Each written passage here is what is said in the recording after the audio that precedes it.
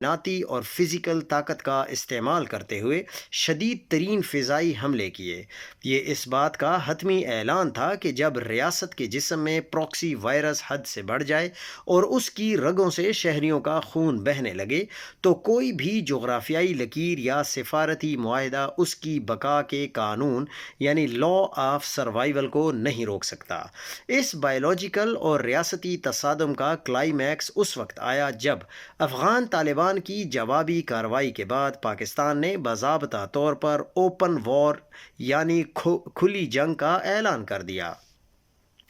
Operation غضب الحق کے نام سے شروع ہونے والی یہ عسکری مہم کابل اور قندھار میں طالبان کے ملٹری ہیڈ کوارٹرز کی اینٹ سے اینٹ بجا رہی ہے۔ یہ کوئی معمولی واقعہ نہیں ہے، یہ دراصل اس رومانوی الحیات یعنی رومانٹک تھیولوجی کی موت ہے جو صدیوں سے یہ سمجھتی آئی ہے کہ محض ایک مذہب یا ایک کلمہ ہونے کی بنیاد پر ریاستیں اپنی جغرافیائی سلامتی اور معاشی مفادات قربان کر دیتی ہیں۔ عمرانیات یعنی کہ سوشیولوجی کا بے رحم اور اٹل قانون یہ ہے کہ ریاستیں نہ تو دوست ہوتی ہیں اور نہ ہی بھائی، وہ صرف طاقت، مفاد اور بقا کی زبان سمجھتی ہیں۔ جب ایک ہمسایہ ملک اپنی سرزمین کو مسلسل ایک پراکسی لانچ پیڈ یعنی اس کو بننے دے تو دوسرے ملک کے لیے اپنے سیکیورٹی میٹرکس کو بچانے کے لیے اس تھرمو ڈائنامک تباہی کے علاوہ کوئی سائنسی اور عقلی آپشن باقی نہیں بچتا۔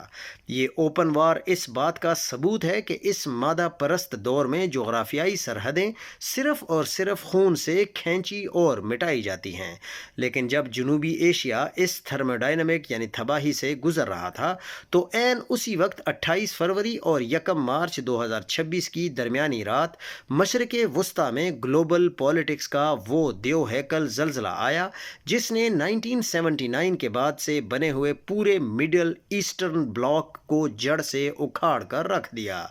CBS نیوز، دی گارڈین اور الجزیرہ کی چند گھنٹے قبل کی مصدقہ اور ہولناک ترین رپورٹس کے مطابق امریکہ جو ہے وہ ڈونلڈ ٹرمپ کی کمان میں اور اسرائیل نے مشترکہ طور پر ایران کے خلاف آپریشن ایپک فیوری اور رورنگ لائن کا آغاز کر دیا ہے۔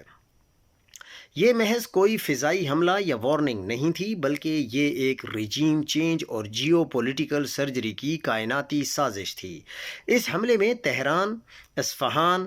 قم اور کرج پر وہ دیو ہیکل کلسٹر اور پریسیشن بمباری کی گئی جس کا حتمی شفاکانہ اور سائیکولوجیکل نتیجہ ایرانی سپریم لیڈر